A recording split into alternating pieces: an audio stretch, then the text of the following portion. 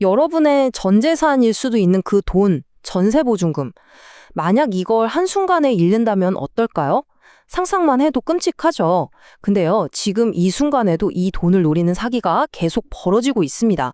그래서 오늘은 이 전세 사기라는 게 도대체 뭔지, 그리고 가장 중요하게 어떻게 하면 내 소중한 돈을 지킬 수 있는지 아주 확실하게 알려드릴게요. 자, 이 숫자 좀 보세요. 이게 그냥 뉴스에 나오는 어떤 통계 숫자로 보이세요? 절대 아닙니다.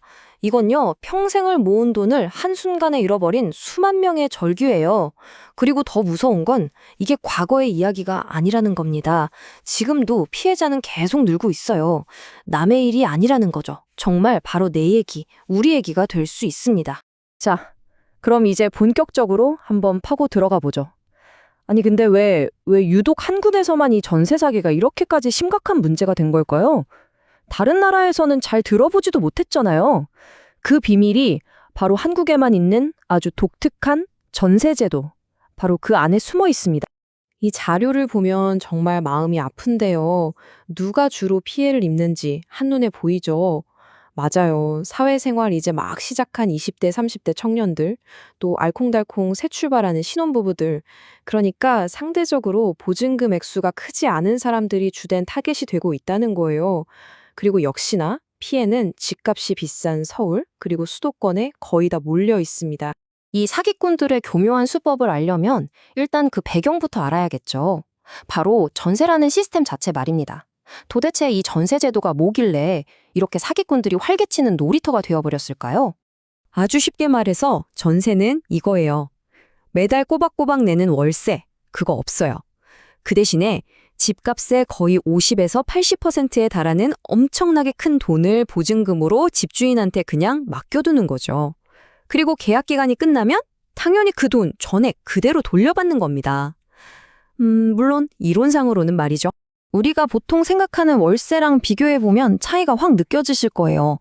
월세는 그냥 매달 내고 사라지는 돈이잖아요? 근데 전세보증금은 그게 아니에요. 내 소중한 자산을 잠깐 맡겨두는 개념인 거죠. 사기꾼들이 노리는 게 바로 이겁니다. 어차피 돌려줘야 할 돈이라는 그 점을 악용해서 그 큰 목돈을 통째로 가로채려는 거죠. 자, 여기서 정말 중요한 포인트를 하나 짚고 넘어가야 합니다. 전세 사기는요, 그냥 집주인이 돈이 없어서 보증금을 좀 늦게 돌려주는 그런 단순한 문제가 절대 아니에요. 이건 민사사건이 아닙니다. 처음부터 작정하고 여러분의 돈을 떼어먹으려고 계획한 명백한 범죄 행위라는 거, 이걸 꼭 기억하셔야 합니다. 좋습니다. 그럼 지금부터 사기꾼들이 도대체 어떤 방법들을 쓰는지 그들만의 작전 계획, 그 플레이북을 한번 낱낱이 펼쳐보겠습니다. 적을 알아야 이길 수 있잖아요. 이 패턴을 알아야 우리도 피할 수 있습니다. 자, 여기 사기꾼들이 자주 써먹는 대표적인 수법들입니다. 가짜 집주인이 나타나기도 하고 집 하나를 가지고 여러 사람이랑 계약을 하기도 하고요. 또 집값보다 보증금이 더 비싼 이른바 깡통전세 같은 것도 있죠. 방법은 여러 가지처럼 보이지만 결국 그들이 노리는 최종 목표는 딱 하나입니다. 바로 여러분의 보증금. 이 깡통주택, 이게 정말 대표적인 수법 중 하나예요. 예를 들어 볼게요. 아주 쉬워요. 어떤 집의 실제 매매가가 한 2억 정도 한다고 쳐요. 근데 전세 계약을 2억 2천만 원에 하는 거예요. 뭔가 이상하죠. 나중에 만약에 집주인이 빚을 못 갚아서 이 집이 경매로 넘어갔다? 그럼 어떻게 될까요? 경매에서는 보통 시세보다 싸게 팔리잖아요.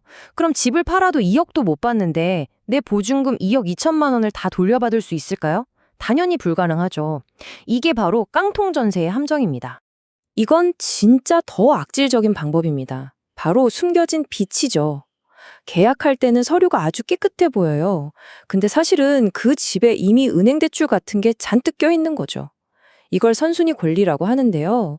이게 왜 무서우냐면 만약에 집이 잘못돼서 경매로 넘어가면 법적으로 은행이 1순위로 자기들 돈부터 챙겨가요.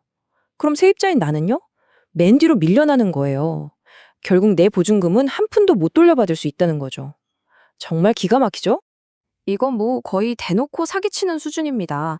아예 가짜 집주인이 등장하는 거예요. 신분증, 등기부 등본, 온갖 서류를 전부 다 위조해서 자기가 진짜 집주인인 척 하는 거죠. 그리고는 너무나 태연하게 계약서에 도장 찍고 보증금 딱 받아서 그대로 사라져버리는 겁니다. 진짜 영화 같은 얘기 같죠? 근데 이게 지금 대한민국에서 실제로 벌어지고 있는 일입니다. 자, 지금까지 좀 무서운 이야기들을 했는데요. 너무 겁먹지는 마세요. 이제부터가 진짜 중요합니다. 어떻게 하면 이 사기를 막을 수 있는지 그 필수 방어 체크리스트를 알려드릴게요. 이것만 계약 전에 딱 확인하셔도 정말 99%는 막을 수 있습니다. 이 네 가지는요, 선택이 아니고 그냥 필수입니다. 무조건 하셔야 해요. 자, 집중해서 들어주세요.